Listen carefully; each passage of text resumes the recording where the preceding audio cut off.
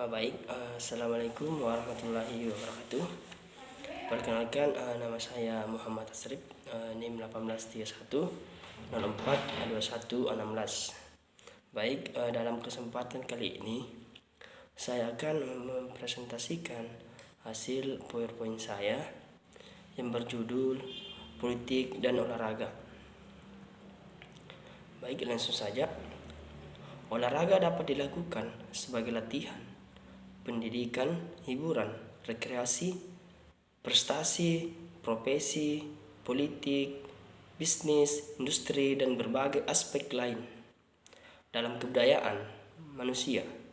Bagi suatu negara, olahraga yang dilaksanakan dan diselenggarakan dengan baik akan dapat memberikan pengaruh yang besar bagi harkat dan martabatnya di dunia internasional. Olahraga juga merupakan sarana yang efektif dan efisien untuk meningkatkan disiplin dan tanggung jawab, kreativitas dan daya inovasi, serta mengembangkan kecerdasan. Hal itu telah dibuktikan juga di kaitannya dengan politik. Olahraga dan politik bukanlah suatu yang baru. Seorang politikus sejati harusnya serentak merupakan simbol kegiatan sportif. Sedangkan bagi kaum sosial, olahraga adalah penting, semangat ideal, kreativitas yang rasional dan higienis. Jadi, dari peradaban modern bukan lagi sekedar kegiatan yang netral, melainkan kental sekali kandungan multi makna. Bahkan sudah tidak terlihat makna olahraga itu sendiri setelah semuanya terbaur oleh politik. Yang ada hanyalah manipulasi, sebuah kepuasan pribadi. Dan dalam perkembangan kemajuan sekarang, pengaruh politik cukup besar terhadap pembina olahraga. Baik pengaruh itu menimbulkan kemajuan atau bahkan kemunduran dalam bidang olahraga. Pengertian politik dan olahraga. Pengertian politik. Politik dalam arti kebijaksanaan berasal dari bahasa Yunani, yaitu polistelia. Polis berartinya kesatuan masyarakat yang mengurus diri sendiri atau berdiri sendiri, sedangkan tala berarti urusan. Dari segi kepentingan penggunaan, kata politik mempunyai arti yang berbeda-beda. Untuk lebih memberikan pengertian arti politik, disampaikan beberapa arti politik dari segi kepentingan penggunaan. Dalam arti kepentingan umum atau politisi atau segala usaha untuk kepentingan umum, baik yang berada di bawah kekuasaan negara, di pusat maupun di daerah, lazim disebut politik, yang artinya adalah suatu rangkaian asas atau prinsip, keadaan, serta jalan, cara dan alat yang akan digunakan untuk mencapai tujuan tertentu atau suatu keadaan yang kita kehendaki, serta dengan jalan, cara dan alat yang akan digunakan untuk mencapai keadaan yang kita inginkan. Selanjutnya, Miriam Budajju mengatakan bahwa politik adalah usaha menggapai kehidupan yang baik. Usaha yang dimaksud dalam pengertian politik ini dapat dicapai dengan berbagai cara yang terkadang bertentangan satu dengan lainnya. Akan tetapi, tujuan itu hanya dapat dicapai jika memiliki suatu kekuasaan wilayah tertentu atau negara atau sistem politik. Kekuasaan itu perlu dijabarkan dalam keputusan mengenai kebijakan yang akan menentukan pembagian atau alokasi dari sumber daya yang ada. Oleh karena itu, kesimpulan bahwa politik dalam suatu negara berkaitan dengan masalah distribusi. Namun pada umumnya dapat dikatakan bahwa politik adalah usaha untuk menentukan peraturan-peraturan yang dapat diterima baik oleh sebagai besar warga untuk membawa masyarakat ke arah kehidupan bersama dan harmonis. Sedangkan menurut Ramlan Surbakti 1999 bahwa definisi politik adalah interaksi antar pemerintah dan masyarakat dalam rangka proses pembuatan dan pelaksanaan keputusan yang mengikat tentang kebaikan bersama masyarakat yang tinggal dalam suatu wilayah tertentu. Menurut Kartini Kartono, bahwa politik dapat diartikan sebagai aktivitas, perilaku atau proses yang menggunakan kekuasaan untuk menegakkan peraturan-peraturan dan keputusan-keputusan yang sah berlaku di tengah masyarakat. Selanjutnya, Aristoteles yang memperkenalkan kata politik melalui pengamatannya tentang manusia yang ia sebut sun politikon. Dengan istilah itu, ia ingin menjelaskan bahwa hakikat kehidupan sosial adalah politik dan interaksi antar dua orang atau lebih sudah pasti akan melibatkan hubungan politik. Aristoteles melihat politik sebagai kecenderungan alami dan tidak dapat dihindari manusia. Misalnya, ia mencoba untuk menentukan posisinya dalam masyarakat. Ketika ia berusaha meraih kesejahteraan pribadi dan ketika ia berupaya memengaruhi orang lain agar menerima pandangannya. Aristoteles berkesimpulan bahwa usaha memaksimalkan kemampuan individu dan mencapai bentuk kehidupan sosial yang tinggi adalah melalui interaksi politik dengan orang lain. Interaksi itu terjadi di dalam suatu kelembagaan yang dirancang untuk memecahkan konflik sosial dan membentuk tujuan negara. Dengan demikian, kata politik menunjukkan suatu aspek kehidupan, yaitu kehidupan politik yang dimaknai sebagai kehidupan yang menyangkut segi-segi kekuasaan dan unsur-unsur negara.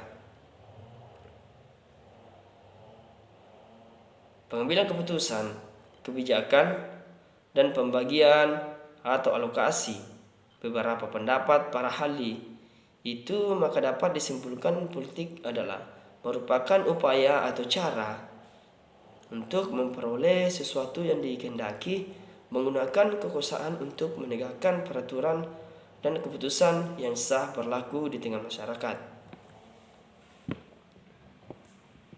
Pengertian olahraga. Olahraga merupakan aktivitas yang sangat penting untuk mempertahankan kebugaran seseorang. Olahraga juga merupakan salah satu metode penting untuk mereduksi stres. Olahraga juga merupakan suatu perilaku aktif yang mengiatkan metabolisme dan mempengaruhi fungsi kelenjar di dalam tubuh untuk memproduksi sistem kekebalan tubuh dalam upaya mempertahankan tubuh dari gangguan penyakit serta stres.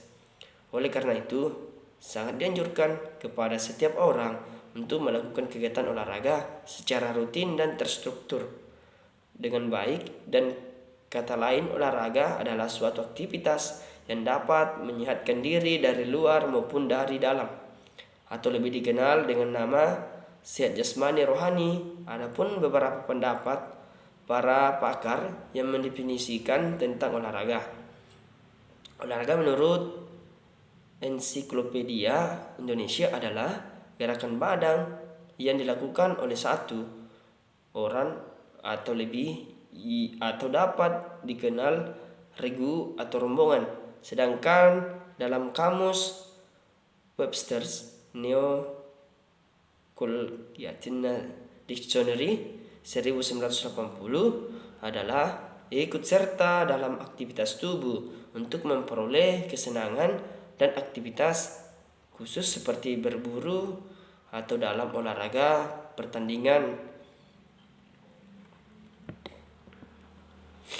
Selanjutnya, adapun menurut UNESCO mengartikan bahwa olahraga sebagai setiap aktivitas tubuh berupaya permainan yang berisikan perjuangan melawan unsur-unsur alam, orang lain, ataupun diri kita sendiri. Menurut pakar kolik motorik, olahraga adalah proses sistematis yang berupa segala kegiatan atau usaha yang dapat mendorong, mengembangkan, dan membina potensi-potensi jasmani dan rohania seseorang sebagai perorangan atau anggota masyarakat berupa permainan, pertandingan, dan prestasi puncak dalam pembentukan manusia yang memiliki ideologi yang seutuhnya dan berkualitas berdasarkan dasar negara atau Pancasila. Sedangkan pengertian olahraga mempura maladi. Olahraga mencakup segala kegiatan manusia yang ditujukan untuk melaksanakan misi hidup dan cita-cita hidupnya. Cita-cita nasional politik, sosial, ekonomi, kultural, dan sebagainya. Dari dapat disimpulkan pengertian olahraga adalah suatu bentuk kegiatan jasmani yang dapat di dalam permainan, perlombaan, kegiatan intensif dalam rangka memperoleh relevansi, kemenangan, dan prestasi optimal. Kaitan politik dengan olahraga. Hubungan politik dengan olahraga. Perkembangan olahraga tidak dapat dipisahkan dari kecenderungan perkembangan olahraga pada tingkat global, terutama pengaruh pada gerakan olimpiade seperti sebuah idealisme yang sedemikian kuat dalam memberikan arah, isi, dan pengorganisasian kegiatan olahraga pada umumnya. Di pihak lain, perkembangan olahraga itu sendiri, seperti hanya perkembangan olimpiade, dipengaruhi oleh perubahan yang berlangsung dalam hidup makropolitik. Olahraga yang pada dasarnya merupakan kegiatan yang semata-mata kesenangan belakang. Olahraga beralih menjadi upaya yang dikelola secara sungguh-sungguh atau dari kelihatan yang dianggap amat remeh, yang hanya dilihat sebelah mata oleh pemerintah, menjadi sebuah kebijakan global yang memerlukan perhatian dari presiden, perdana menteri, dan raja. Keseluruhan perubahan itu merupakan konsekuensi dari perubahan kehidupan manusia yang diterpa oleh perubahan dan lingkungan hidup. Sejak awal kebangkitan Olimpiade Modern 1896 di Afrika, gerakan Olimpiade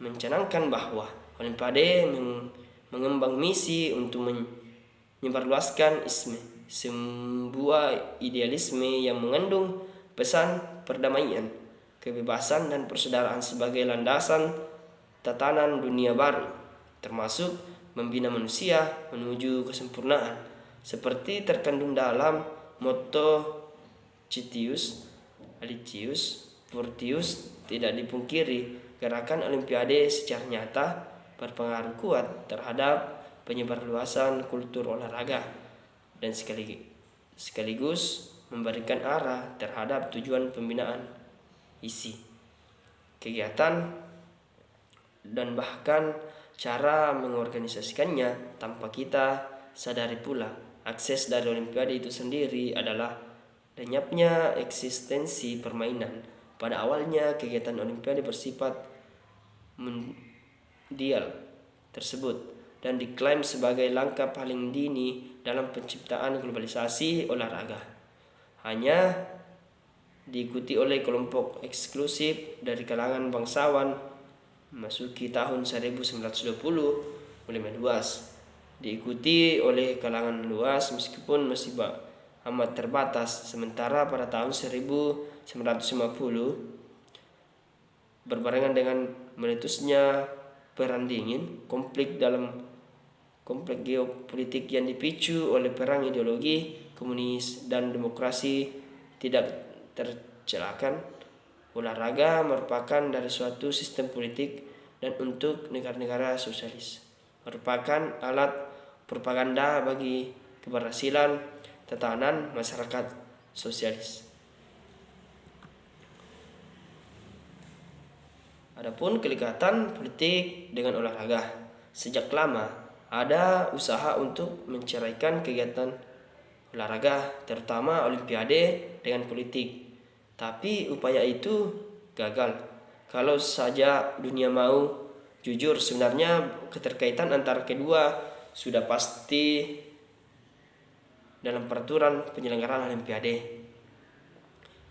Ambil saja pengibaran bendera dan pemandangan lagu kebangsaan negara asal atlet pemenang salah satu cabang olahraga sebagai contoh. Itu saja sudah menunjukkan tentang bagaimana olahraga sudah terpolusi oleh politik. Sejarah telah beberapa kali merekam tentang intervensi politik terhadap ajang yang sebenarnya dimasukkan untuk memupuk sportivitas dan persahabatan antar negara dan bangsa lain. Selanjutnya, contoh klasik terjadi pada Olimpiade 1936 di Berlin, ketika paham Nazi Jerman tengah berada di puncak. Jesse Owens, pelari berkulit hitam Amerika Serikat yang sebelumnya pesta olahraga itu dibuat sudah dihina media Jerman, tiba-tiba saja merebut tak kurang dari 4 medali emas dan dilakukan di depan mata Hittiers. Gelombang konsep tentang supremasi bangsa Arya pada 1968 pada upacara penghormatan pemenang. Dua atlet kulit hitam Amerika Serikat mengacukan tinju sebagai protes atas diskriminasi rasial di negara mereka. Orang juga tak merupakan kejadian berdarah pada Olimpiade 1972 di Munchen, ketika para pejuang radikal Palestina menyandra dan kemudian membunuh 11 atlet Israel. Itu adalah upaya menarik perhatian dunia akan nasib bangsa Palestina yang tergusur dari tanah leluhur mereka. Pada Olimpiade 1980 di Moskow, Amerika Serikat dan negara-negara barat memutuskan tak hadir seperti protes atas penyerbuan Uni Soviet terhadap Afghanistan. 4 tahun kemudian, Uni Soviet dan sekutunya membalas boikot itu dengan tak hadir pada Olimpiade 1984 di Los Angeles. Aksi Uni Soviet diikuti oleh negara-negara satelitnya di Eropa Timur. Akibat Olimpiade 1984 berjalan hambar, maklumat negara-negara sosialis di masa itu merupakan gudang atlet kelas dunia. Dari semua kejadian yang dibeberkan di atas, Olimpiade Beijing 2008 yang akan dimulai dalam sepekan itu merupakan puncak dari keterkaitan antara olahraga dan politik sejak jauh hari sebelum dimulai. Ia telah dikotori faktor politik. Protes warga Tibet ternyata tidak terbatas di Tibet, tapi menyebar ke seluruh pemukiman mereka di seluruh Cina dan di negara-negara lain. Unjuk rasa mereka juga didukung para aktivis LSM internasional. Buat Cina sendiri, Olimpiade Beijing 2008 memiliki arti penting yang nuansa politiknya sangat tebal. Kegiatan mendiang Mao Zedong memproklamasikan berdirinya RRC sebagai sebuah negara itu pada 1 Oktober 1949. Antara lain, ia mengatakan bangsa kita tidak lagi akan jadi objek pemerasan, penghinaan, dan pembudakan dari bangsa lain. Sejak saat itu, RRC selalu berjuang menempatkan dirinya pada posisi terhormat di pentas dunia. Tapi selama hampir 50 tahun, 1945 sampai 1990, Mao selalu berada di bawah bayang-bayang Uni Soviet dan Amerika Serikat sebagai dua aktor utama di panggung Perang Dingin. Mao telah mencoba melepaskan diri dari bayang-bayang kedua adik kuasa dan berperan sebagai kekuatan ketiga dengan cara menghimpun kekuatan negara-negara berkembang. Usaha itu banyak mendatangkan sukses. Sukses Beijing sebagai salah satu pelaku yang turut menentukan korat dunia justru diraih setelah mendiang Deng Xiaoping mengambil langkah berani. Ia berbalik 180 derajat dengan meningkatkan prinsip-prinsip Maois dan mengadopsi model pembangunan kapitalistik. Hasilnya adalah perkembangan ekonomi di atas 8% per tahun dan telah menempatkan sejajar dengan negara-negara kapitalis dunia. Sejarah Cina selama sekitar satu abad antara 1838 yakni dimulai intervensi dan instruksi kolonialisme dan imperialisme barat dimulainya sampai 1949 ketika RRC berdiri, dipenuhi perasaan sebagai bangsa tertindas dan terhina. Hampir semua kekuatan dunia memiliki konsesi di Cina yang tak heran jika Bapak Republik Dr. Sun Yat-sen mengatakan bahwa nasib bangsa Cina lebih buruk dari bangsa lain karena ia dijajah banyak negara. Tak mengherankan pula jika para sejarawan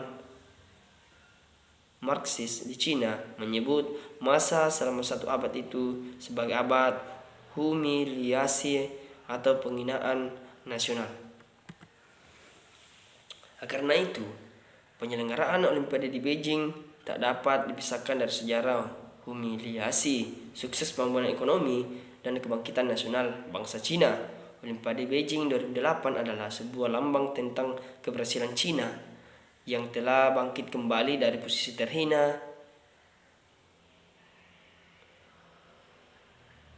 selama satu abad dan berhasil menempatkan diri sebagai aktor yang berperangnya sejajar dengan negara-negara besar lainnya. Olimpiade di Beijing juga merupakan lambang balas dendam Cina atas satu abad penghinaan yang dilakukan bangsa-bangsa Barat dan Jepang terhadap bangsa dan negara Cina. Oleh karena itu, RRC tak akan membiarkan anasir sekecil apapun yang berasal dari dalam maupun luar negeri yang ditenggarai akan mengganggu keberhasilan penyelenggaraan pesta olahraga dunia itu.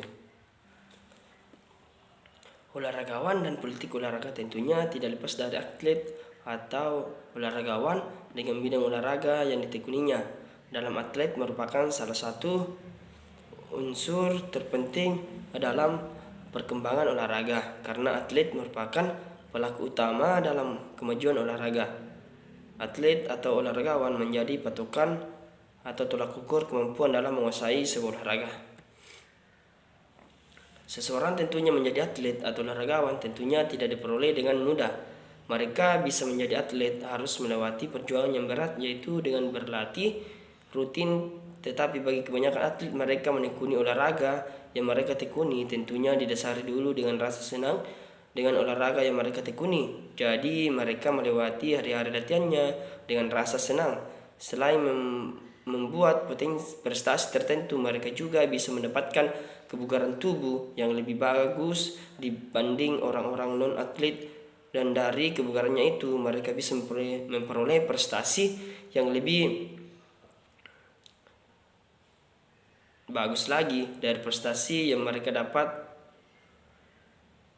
memperoleh popularitas sehingga mereka bisa dikenal banyak orang, bahkan di zaman sekarang menyamai popularitasnya dengan pejabat tinggi negara atau selebriti. Terlebih bagi mereka yang bisa berprestasi membawa nama baik negaranya di kancah internasional sehingga mereka dianggap sebagai pahlawan pembawa nama negara. Dengan popularitasnya banyak yang memanfaatkan dalam perkembangan dunia politik, entah saat mereka menjadi atlet atau saat mereka pensiun menjadi seorang atlet. Dengan ketenaran, mereka banyak yang memanfaatkan sebagai duta kampanye partai-partai politik yang bersangkutan dan memanfaatkan ketenarannya, dan bahkan banyak juga yang maju sendiri dalam perebutan kursi politik dengan mengandalkan ketenarannya dan fans mereka saat menjadi atlet yang semakin mendukung karena mereka berkiprah dalam suatu dunia politik. Dari popularitas para atlet atau mantan atlet itu banyak bukti yang terjun langsung dalam dunia politik, dan bahkan banyak dari antara mereka sukses dalam pemilihan kursi politik dan akhirnya beralih profesi menjadi seorang politikus. Dan berikut ini contoh beberapa mantan atlet yang sukses terjun dalam dunia politik. Pertama, George Weah, mantan pemain sepak bola Liberia. Ia meraih penghargaan pemain terbaik FIFA, sehingga mereka merupakan orang Afrika pertama yang meraih gelar tersebut. Setelah pensiun dari sepak bola, Weah mencoba peruntungannya di dunia politik. Ia mencalonkan dirinya menjadi presiden Liberia dan bersaing dengan Ellen Johnson Sirleaf dalam pemilu presiden Liberia pada Oktober dan November 2005. Tapi sayang, Weah gagal menjadi presiden Liberia. Meskipun begitu, ia masih tetap aktif berkecimpung di dunia politik.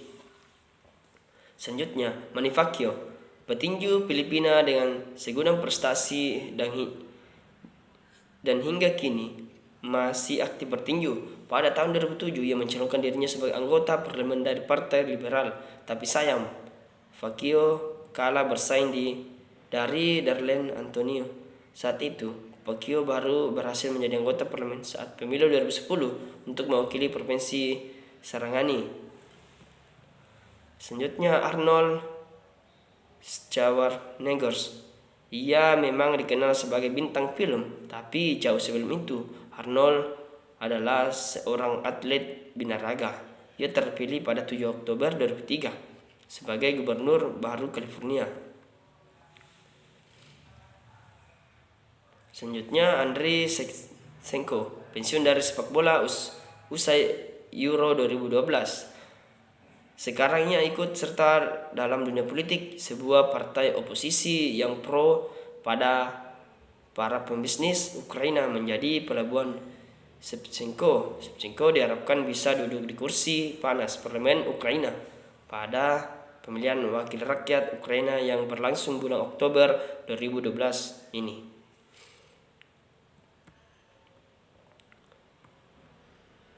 Selanjutnya, Marat Safin, mantan petenis nomor 1. Marat Safin terjun ke politik. Dia menjadi anggota partai politik yang tengah berkuasa di Rusia. Mantan petinju PT Sapras menyebut Safin akan sukses dan bisa menjadi presiden Rusia. Selanjutnya, Kevin Johnson, bekas pemain basket NBA, sukses terjun ke dunia politik. Dia menjadi wakil kota Sacramento pada 2008. Dia wali kota mereka pertama untuk Sacramento. Dari banyaknya mantan atlet yang terjun dunia politik, bisa disimpulkan bahwa popularitas saat menjadi atlet bisa menjadi sarana dalam prestasi meraih kursi politik. Adapun pengaruh politik dalam pembinaan olahraga. Membangun strategi pembinaan olahraga memerlukan waktu dan penataan sistem secara terpadu. Pemerintahan tidak dapat bekerja sendiri tanpa sinergi dengan kelembagaan lain yang terkait dengan pembinaan sistem keolahragaan secara nasional. Penataan olahraga harus dimulai dari permasalahan olahraga di masyarakat yang diharapkan akan memunculkan bibit-bibit atlet berpotensi, dan ini akan didapat pada atlet yang mulai dari usia sekolah. Oleh karena itu, penataan harus dilakukan secara terpadu dan berjenjang sehingga hasil dicapai merupakan produk yang sangat optimal. Untuk dapat menggerakkan pembina olahraga harus diselenggarakan dengan berbagai cara dan dapat mengikut sertakan atau memberi kesempatan seluas-luasnya kepada masyarakat untuk berprestasi dalam kegiatan olahraga secara aktif, berkesinambungan, dan penuh kesadaran akan tujuan olahraga yang sebenarnya.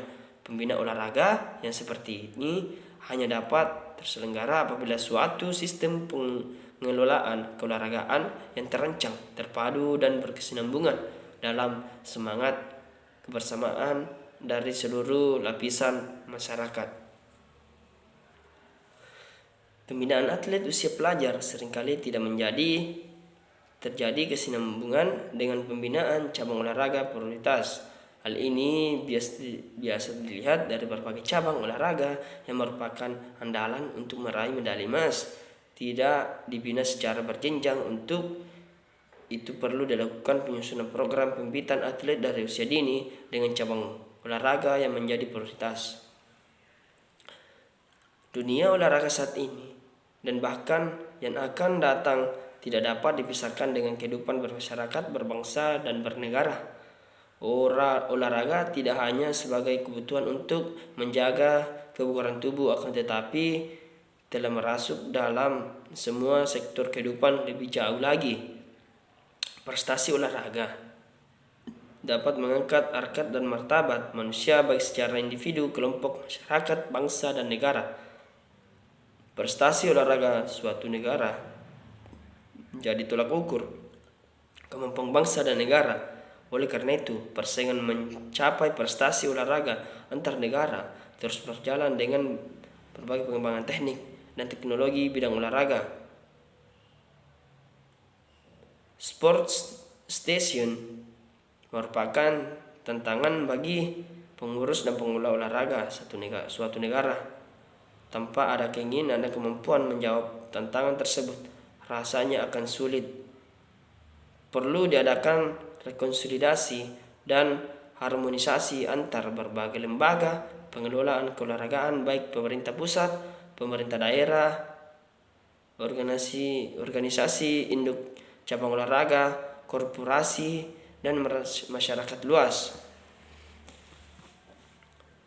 Tidak bisa dipungkiri, olahraga menjadi salah satu komoditi atau aset berharga suatu negara. Persoalan utama dalam sistem pembinaan olahraga disebabkan karena kurang seriusnya pembinaan olahraga itu sendiri. Pola pengembangan olahraga masih bersifat tradisional, tak lebih dari rutinitas sebagai bagian ritual yang berorientasi pada pencapaian prestasi secara instan berdasarkan pengalaman masa lalu yang miskin inovasi. Berpijak dari fakta tersebut, upaya untuk mengembalikan kejayaan olahraga